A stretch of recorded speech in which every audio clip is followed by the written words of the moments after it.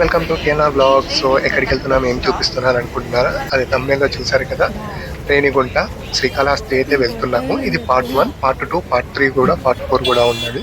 నేను ఇన్ డీటెయిల్గా చేశాను. మీకు కావాల్సిన చాలా డీటెయిల్స్ కూడా ఇక్కడ ఇస్తాను. సో మీరు మిస్ అవ్వకుండా సబ్స్క్రైబ్ చేసుకొని లైక్ చేసి ఎండ్ వరకు చూడండి. సో మేమైతే లింగంపల్లి స్టేషన్కి అయితే వచ్చేసాం. ఇక్కడ వర్క్స్ అయితే ఏం అవ్వట్లేదు. సో ఆల్రెడీ వర్క్స్ అయితే కంప్లీట్ చేశారు అండ్ ఫుట్ ఓవర్ బ్రిడ్జ్ కూడా ఎక్స్టెన్షన్ చేశారు. సెకండ్ వచ్చేసి ఏంటి అని అంటే, మేము ఎలా వెళ్ళాము, ఏం చేసాము, ఏంటి అని ఇన్ డీటెయిల్గా చెప్తాను. పేషెన్స్గా మొత్తం వరకు చూడండి. ఎండ్ వరకు చూస్తే మీకు ఇన్ డీటెయిల్గా అర్థమవుతుంది. మేబీ నా వాయిస్ అవన్నీ కొంచెం బాగాలేకపోవచ్చు, ప్లీజ్ డోంట్ మైండ్. సో ఇంకా అలా సడన్గా హారన్ ఇచ్చేసరికి అందరూ ఎగబడి చూశారు. ఇంకా ప్లాట్ఫామ్ 3కి వచ్చేసరికి గోదావరి ఎక్స్ప్రెస్ వెళ్తుంది కాకినాడ పోర్ట్కి. ఎందుకు వెళ్తుందో తెలుసా? తెల్లారి చేపలు తీసుకురావడానికి మన హైదరాబాద్ వాళ్ళకి.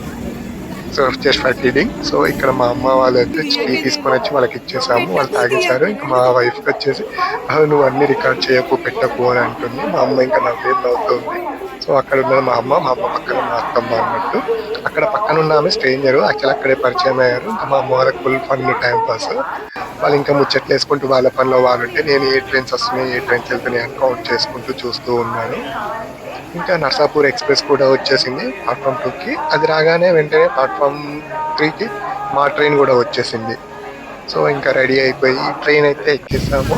ఇది యాక్చువల్గా మాకు 3 hours డిలే వచ్చింది. తిరుచానూరు స్పెషల్.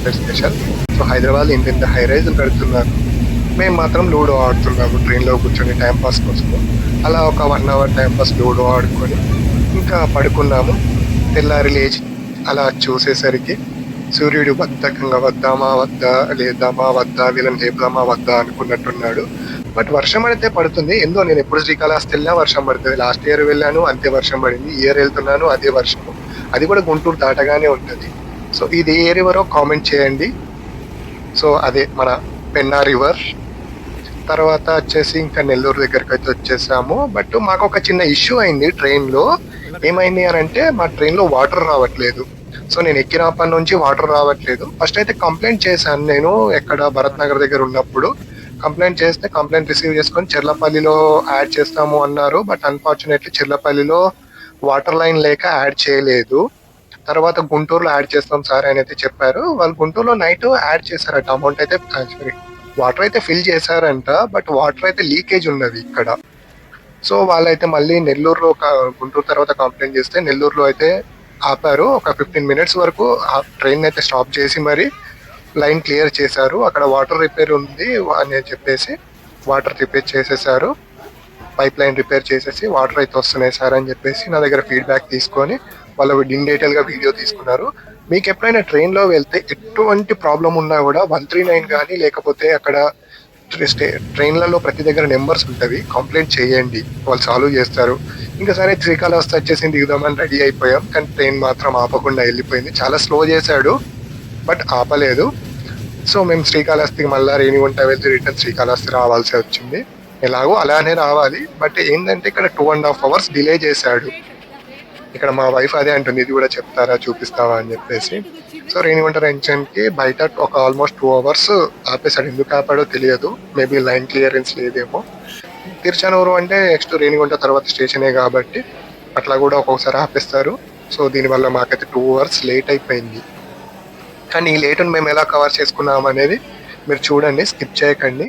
అంతలోపు లైక్ చేసి, సబ్స్క్రైబ్ చేసి, షేర్ చేసేసేయండి. సో రేణిగుంట నుంచి బయటికి అయితే వచ్చేసి ఇంకా ఆకలి అవుతుంది, టిఫిన్ చేసాము. సో ఫస్ట్ అయితే మేము శ్రీకాళహస్తి వెళ్ళిన తర్వాత చేద్దాము అనుకున్నాము. బట్ లేట్ అయిపోయింది అని చెప్పేసి ఇక్కడే టోటల్లో చేసాం. చాలా బాగుంది టేస్ట్ అయితే. It's worth. అమౌంట్ పెట్టిన దానికి చాలా యూజ్ ఉంది. సో ఇక్కడ మా వాళ్ళు అయితే అడుగుతున్నారు, శ్రీకాళహస్తి వెళ్ళి ఫ్రెష్ అప్ అవుదామా లేదంటే ఇక్కడే ఫ్రెష్ అప్ అవుదామంటే, సరే రూమ్స్ కోసం చూస్తే 500 అడిగారు పర్ హవర్కి. ఇంకా 500 ఎందుకులే బొక్క అనుకొని చెప్పేసి స్టేషన్లో ఉంటాయి కదా వాడేసుకుందాము అని చెప్పేసి చూస్తే ఫెసిలిటీస్ అయితే అవైలబుల్ ఉన్నాయి. మీకు ఇంకో ఇట్లా ఫ్రీక్వెంట్గా ట్రావెల్ చేసేవాళ్ళు, కొంచెం ఫ్యామిలీ తోటి 1 day ట్రిప్స్ వేసుకునేవాళ్ళు, అన్నెసరీగా అమౌంట్ పెట్టుకోవద్దు అనుకుంటే this is the best point అండి. ప్రతి స్టేషన్లో మీకు వెయిటింగ్ హాల్స్ కానీ, ప్రీపెయిడ్ ఏసీ వెయిటింగ్ హాల్స్ కానీ, జనరల్ వెయిటింగ్ హాల్స్ అనేటివి ఉంటవి. అందులో ఫ్రెష్ అప్ అవ్వడానికి బాత్రూమ్స్ ఉంటవి. చాలా నీట్ అండ్ క్లీన్ గా మెయింటైన్ చేస్తున్నారు రైల్వే వాళ్ళు. దీనికైతే నేను హ్యాట్సప్ చెప్తాను రైల్వేస్ కి. సో ఇక్కడ పూసలు అమ్మే వాళ్ళు అయితే కూర్చొని చాలా మంది ఉన్నారు. కొందామని ట్రై చేస్తే ఎందుకులే మొన్ననే పెళ్లికి కొన్ని ఉన్నాయన్నారు కదా. సో ఇంతలోపు మన గుండు అయితే పోతున్నాడు. అదని చూసినాక ఇంకా ఫిక్స్ అయ్యాను, అనవసరంగా డబ్బులు ఎవరికి ఊరికే రావు కదా అని. సో క్లాక్ రూమ్ లో మా లగేజ్ అంతా పెట్టేసాము, మళ్ళా లగేజ్ మోసుకొని అక్కడేం పెడతాము, అనవసరంగా అమౌంట్ వేస్ట్ కదా అని చెప్పేసి క్లాక్ రూమ్ లో పెట్టేసి ఇంకా మంచిగా నీట్ గా ఫ్రెష్ అప్ అయిపోయి బయటకైతే వచ్చి ఆటో ఎక్కేసాము. బస్సెస్ కోసం చూసాము, అసలు బస్సెస్ రాలేవు, పైగా వర్షం పడుతుంది, ఇంకా లేట్ అవుతుంది అని చెప్పేసి ఒక ఆటో బుక్ చేసుకుని వెళ్ళాం. ఈచ్ పర్సన్ 20 రూపీస్ తీసుకున్నాం.